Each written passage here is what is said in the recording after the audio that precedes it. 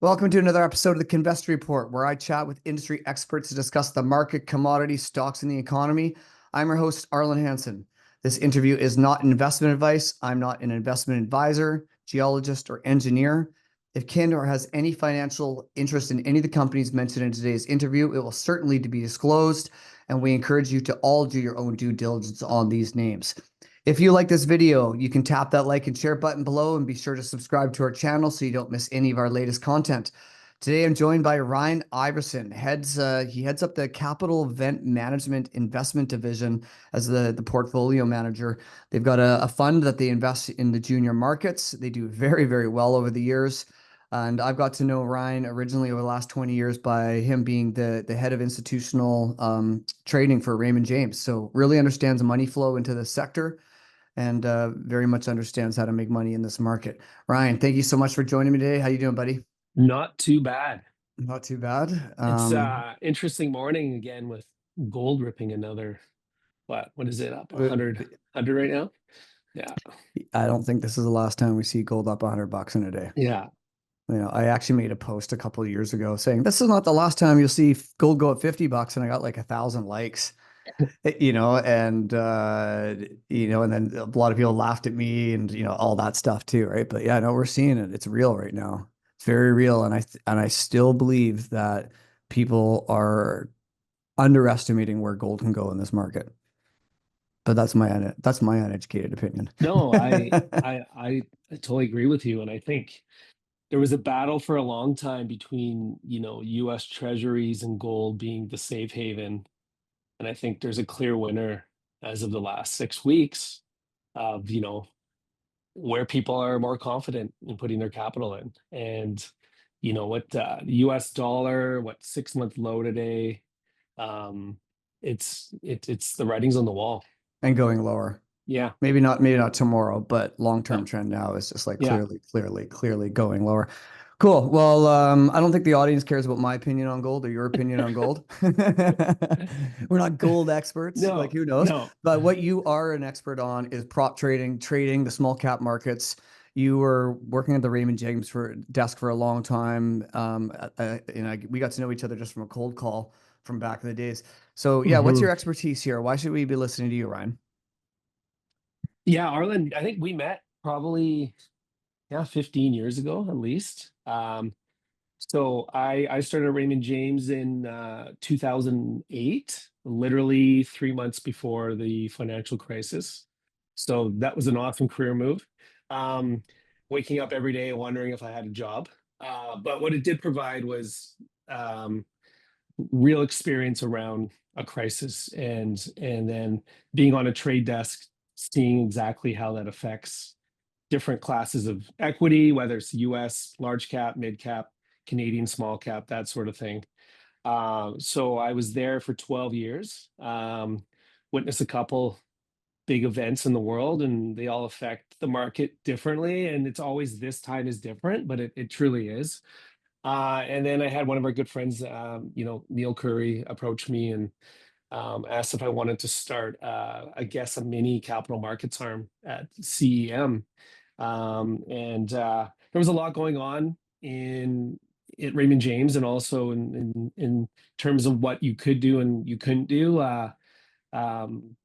It was becoming more of a bank, looking for more stickier assets, more estate planning, that sort of thing. So a lot of what I kind of grew up doing in my career, which was like the northbound trading and prop trading and that sort of thing, was slowly being, I guess, pushed to the side for more consistent and I guess, yeah, like I said, more stickier assets. So it was a good time for me to jump over, and I always had an interest in small cap. A lot of my clients in the US kind of always wanted my opinion and sort of what was going on and fund flow and that sort of thing. And I mean, we're always battling. Probably the biggest thing is liquidity. But now being in the market, small cap market, 15 years, I kind of have some experience with events like what we're having right now. Just stock operating in terms of liquidity, multiple exchanges, how they all work, that Black sort of thing. boxes, Black boxes, algorithms. algorithms, you name it, I was dealing with it. So Yeah. kind of provided a really unique sort of skill set that I was able to bring over to CEM and then slowly build out what now is our partners fund. Cool. So yeah, I'll say quickly, capital event management. So your portfolio management of like the capital division of capital event management. Capital event Yeah, management is a conference where they host issuers and put brokers, fund managers, high net worth individuals, or analysts in a room for one-on-one meetings all day. I've been going to these for years. I've been sending my clients to them for years, but you guys started doing something cool called the Investor Breakout Room. IBR, is that correct? yes. Okay. IBE, Investor Breakout Exchange. Yeah. All I right, I tried to put got. the exchange in there to be clever. You see what I did there? Yeah. Yeah. And so what I think is cool about this is basically all the investors that you have at this conference get together at the end of the conference and to share their biggest ideas, biggest and Right. greatest and best ideas.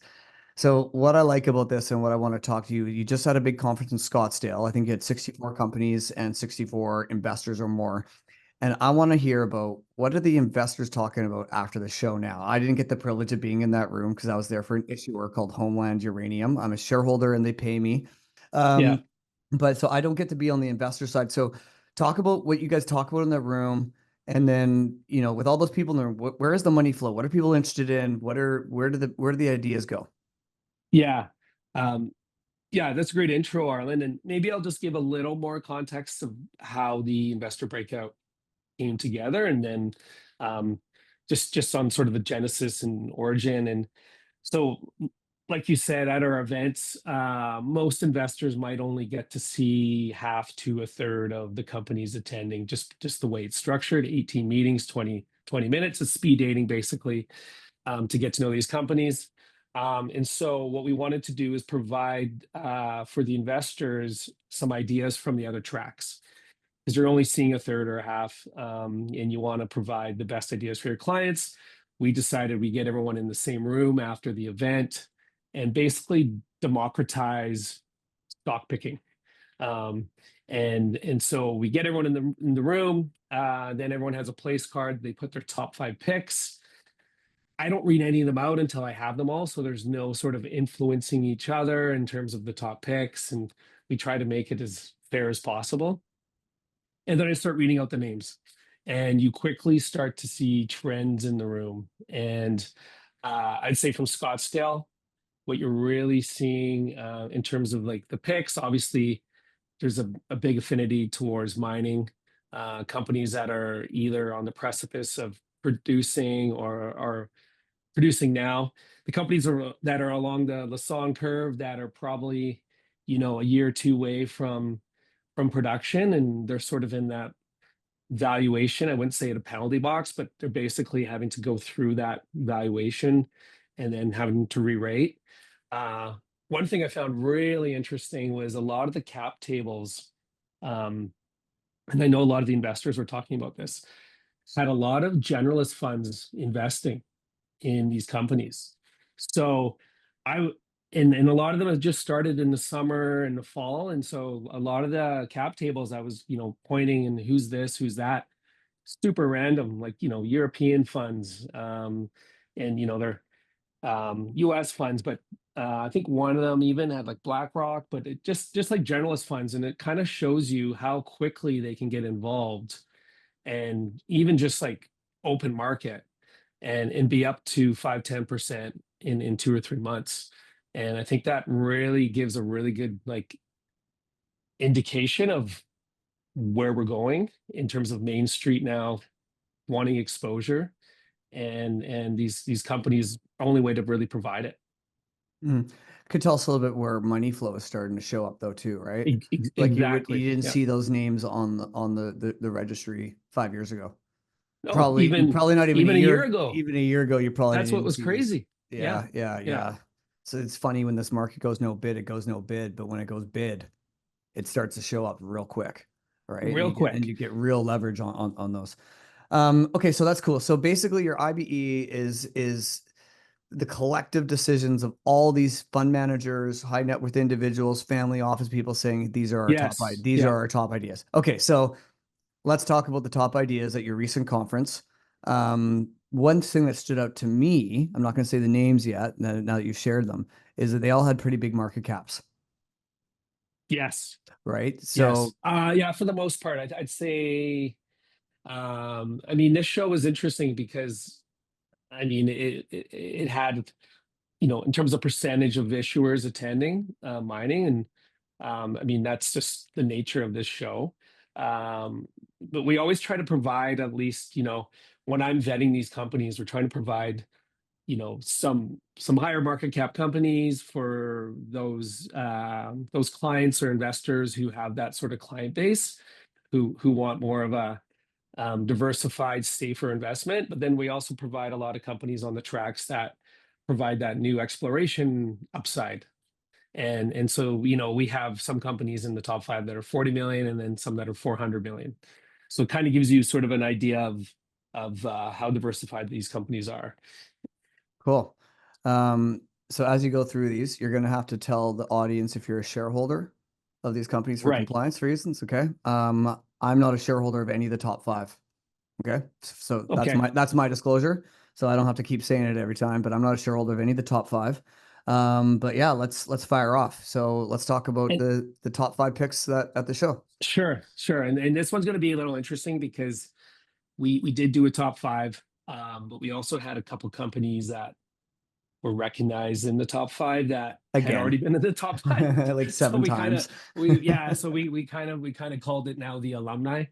Um, so I'm going to go through a few names here, and you'll kind of get a good idea of sort of the who gets represented at our shows.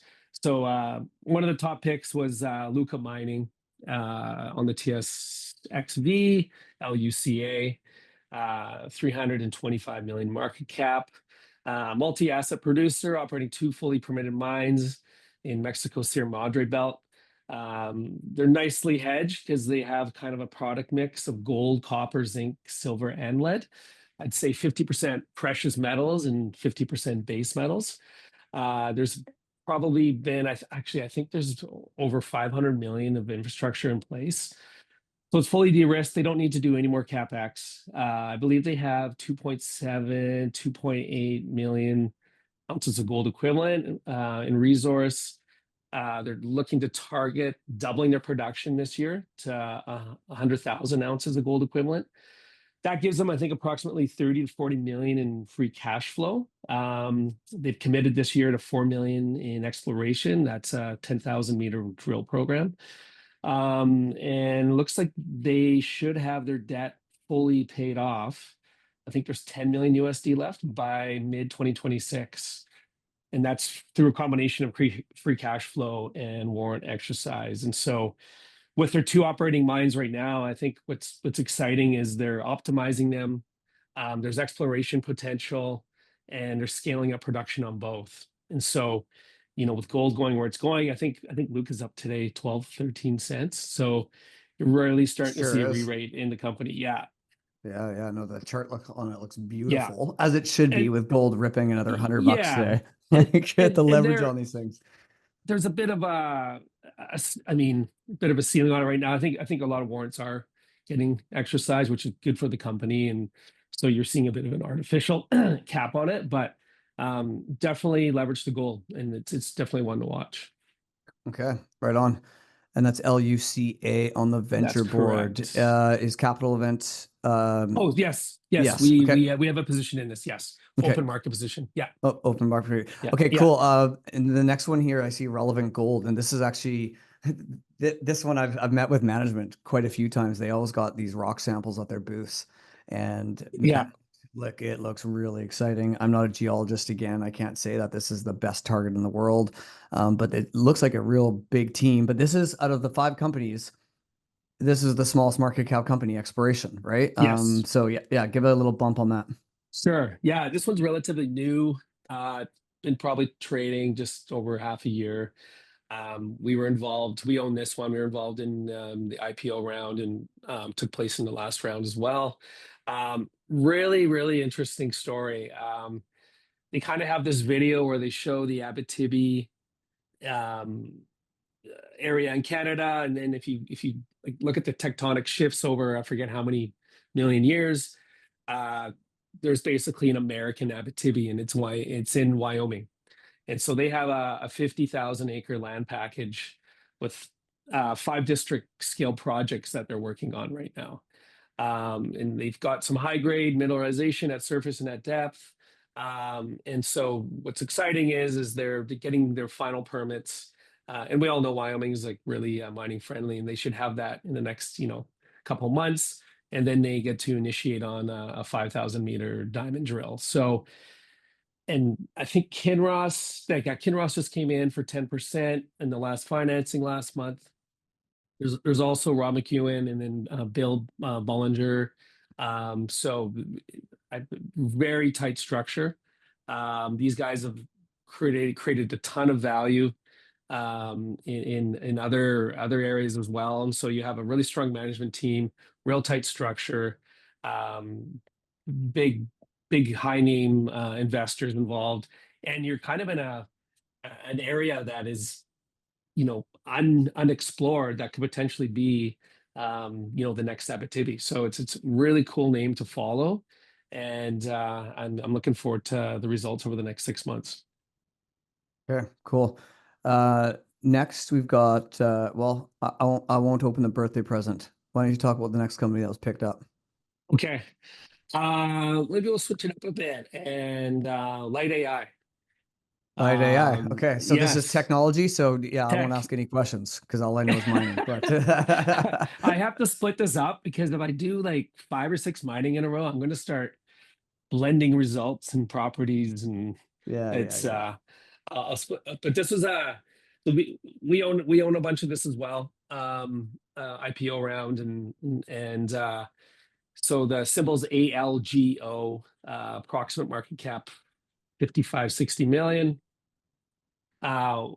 Really interesting company in the sense of they've developed this technology over the last 8 years. I think they sunk in something like 36 million into it.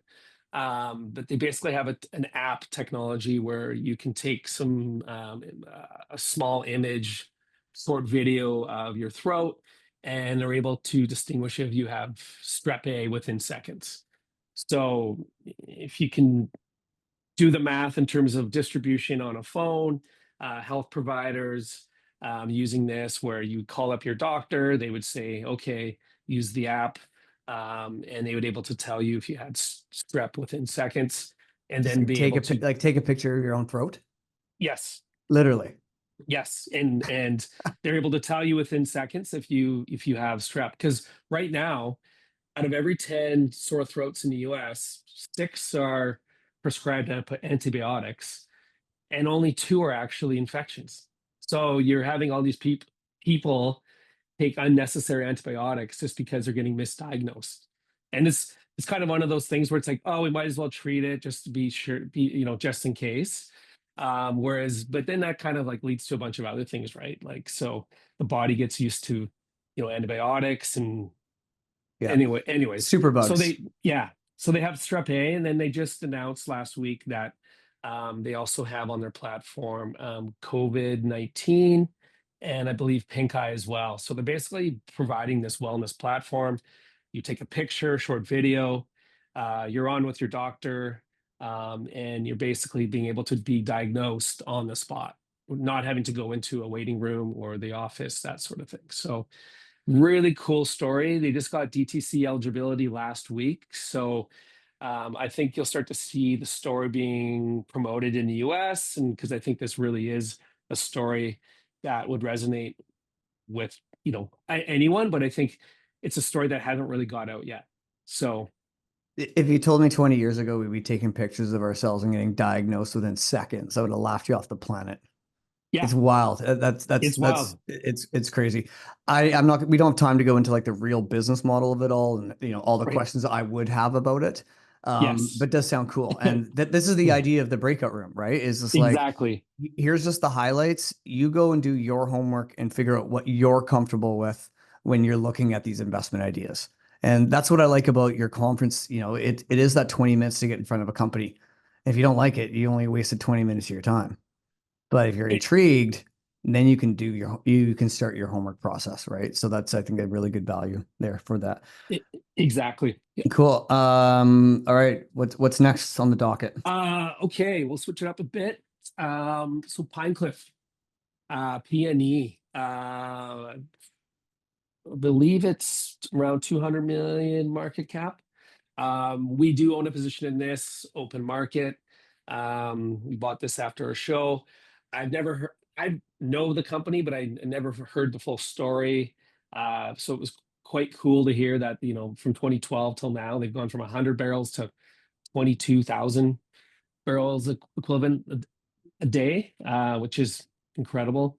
What I really liked about them is how leveraged they are to natural gas. I believe 80% of the portfolio is natural gas. And if you look at the LNG projects coming on in British Columbia and pushing the exports of natural gas, I think they're in a position to really take advantage of that. They have the lowest production decline rate in Canada. It's like 10%. I think the peers around 30%. So they're able to basically maintain their output without constantly having to drill new wells. And this allows them also to have more of a stable dividend payout. I think their exposure in 2025 is 50% to ACO Spot, which is the Alberta natural gas. So you're leveraged there. And I think every 10 cents in shift on the gas price gives them something like 3.7 to 4 million more in cash or adjusted funds cash flow. Or So you really less have, if, yeah, if gas goes down. yeah. So the way I look at it is, to have exposure to natural gas, this would be the company I'd be more inclined to invest in. And just in this climate, having some oil exposure, some natural gas, gold, that sort of thing. That's kind of another thing we like to do with our shows is provide that diversification. You just never know when someone's going to be, wanting to put their clients in a few different other industries. So this is kind of a pure play in that regard. hmm Uh, Not that I expect you to know all the answers to this, but would this election then be very big for them? The Canadian election coming up?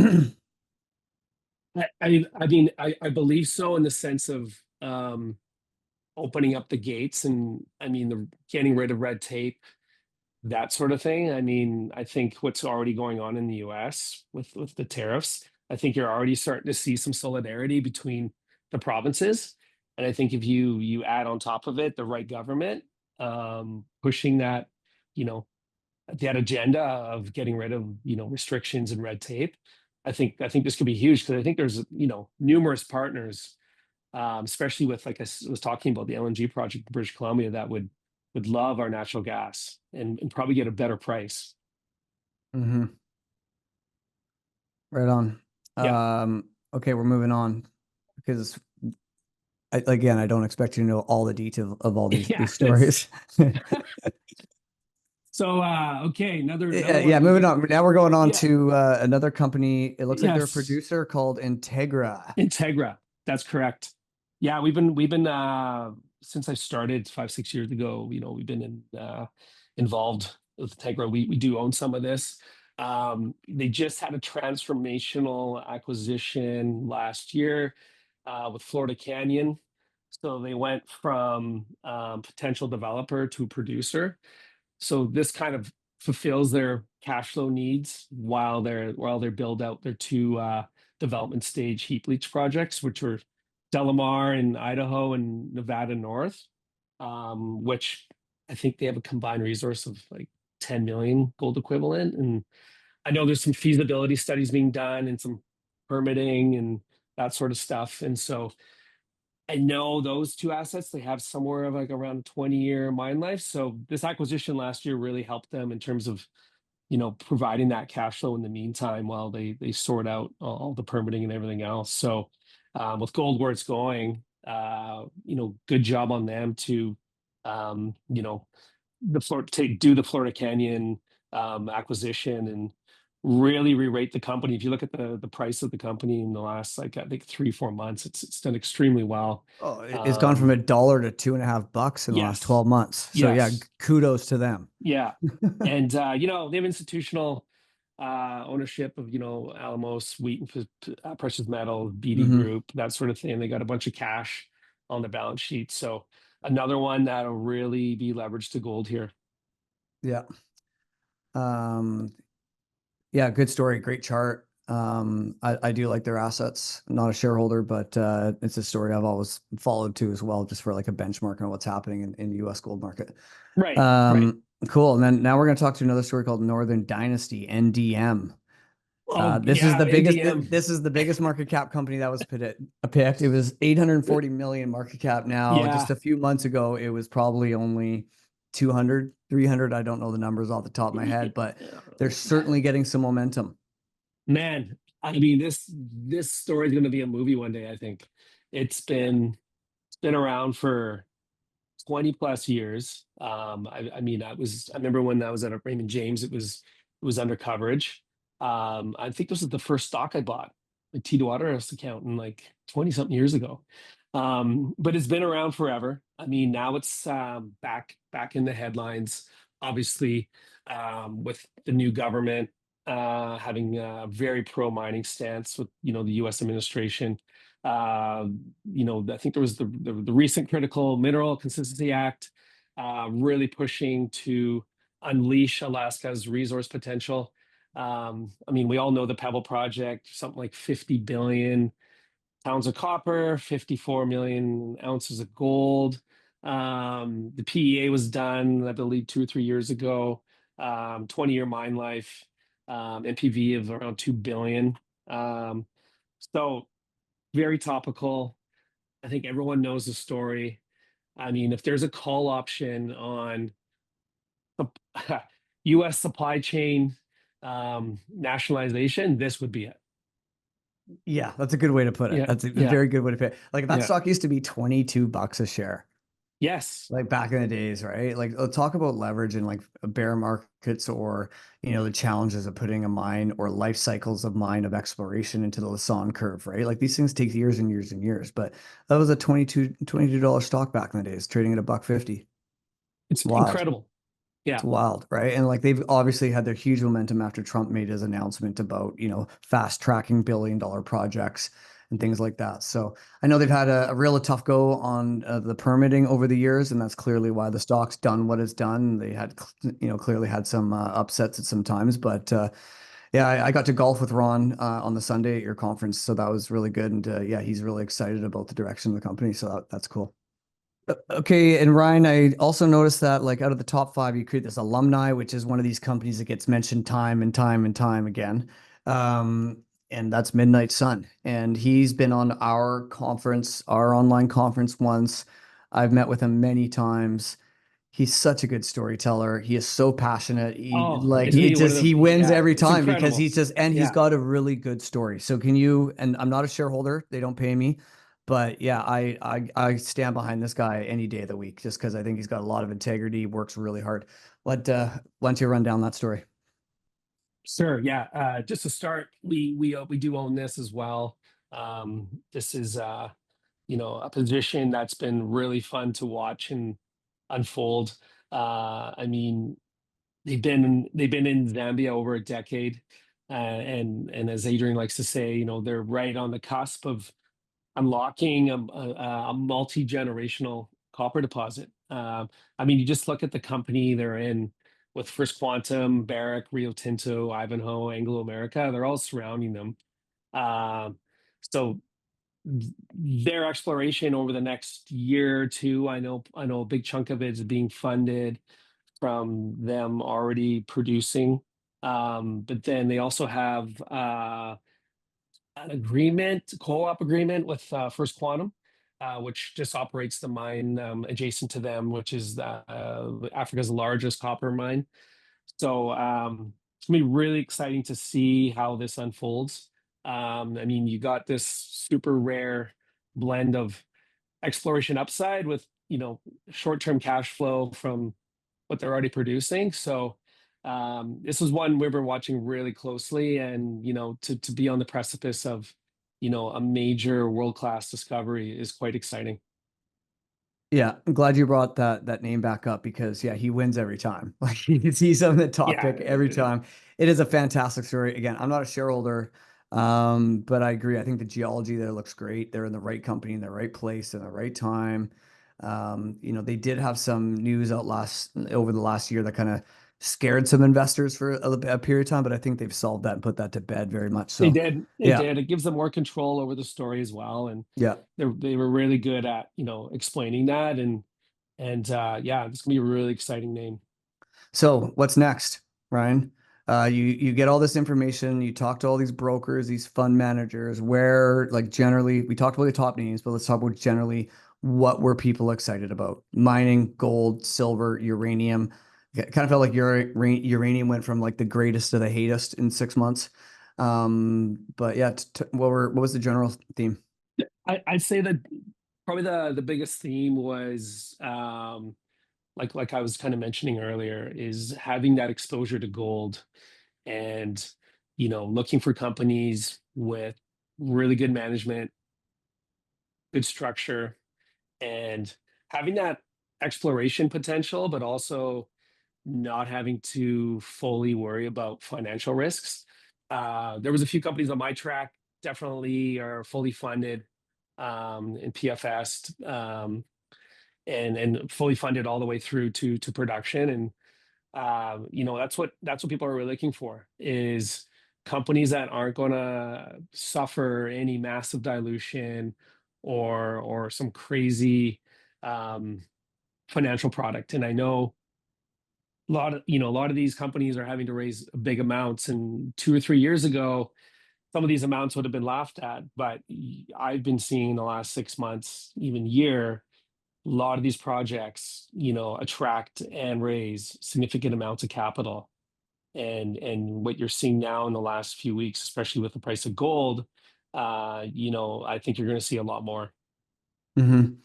I think it's interesting when you look at the companies that were picked, it tells me where we are in the cycle.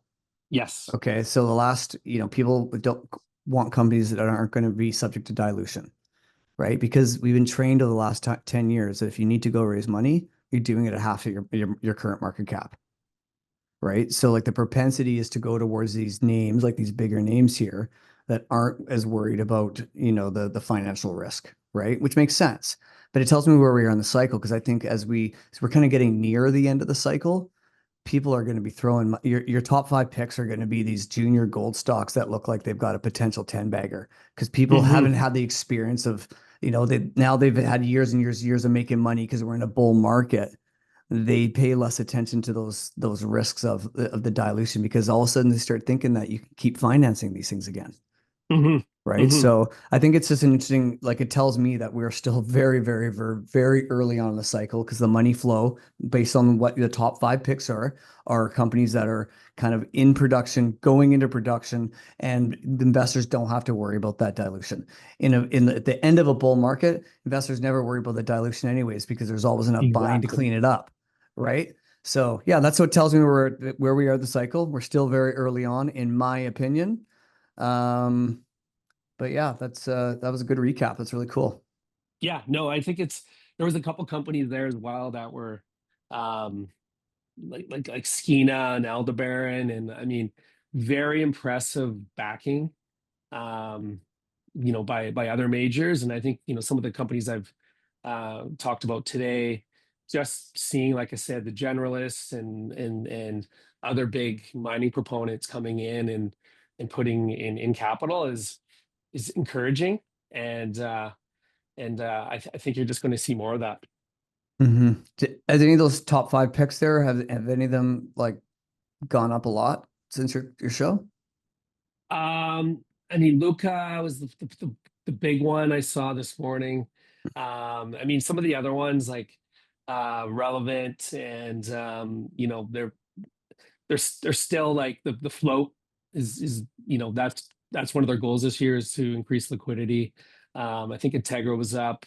I didn't have a chance to look at Northern Dynasty um, or PNE this morning, but because we just released all these on Thursday, so we really haven't had, and Friday was a holiday, so we really Right. haven't had like enough time to sort of you know, see where these could potentially go. Yeah. Yeah, I don't imagine people were making these top picks because they thought they were going to double in a day. No, no, and that's important for people to understand too. Is, you know, these picks, you know, as much as we we think we were moving markets with them, they're really just giving the people that attend, you know, an idea of some of the names they might have not seen on other tracks. But it's also really cool for them to send this to their clients and show them, hey, this is what I gave them my weekend for.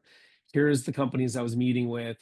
Here's what other professional investors saw at the show. Because all the investors in that room, they're all pre-vetted. So they're all either, you know, brokers, family offices, small cap fund managers.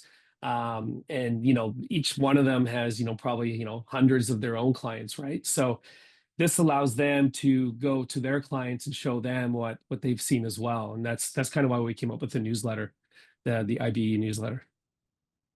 Cool. Well, I'd love to. I know you guys host these conferences, I don't know, like 6 to 8 times a year. I'd love to get you on kind of every time you have one of these shows, just so we can kind of share the picks with some of your picks with our audience. I think that'd be great. 100%. Yeah, cool. 100%. Right on, Ryan. That wraps it up. Thank you for joining me today.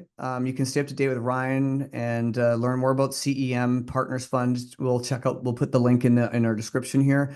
And if you haven't already, be sure to join the Kinvestor Network by subscribing to our channel, following us on social media. And if you like what we talk about, like the video and comment. If you're an issuer and you want to get in front of more investors, I strongly recommend that you contact Capital Event Management. I've got no financial affiliation with them. I just think they do a great job, and I send all my clients there to when we want to meet new investors and help with liquidity or help reaching out new distribution. A great platform. So yeah, if you haven't already, be sure to join the Kinvestor Network, subscribe to our channel, follow us on social media. If you liked what we talk about, like the video and comment below. Until next time, go gold, go. Let's rock.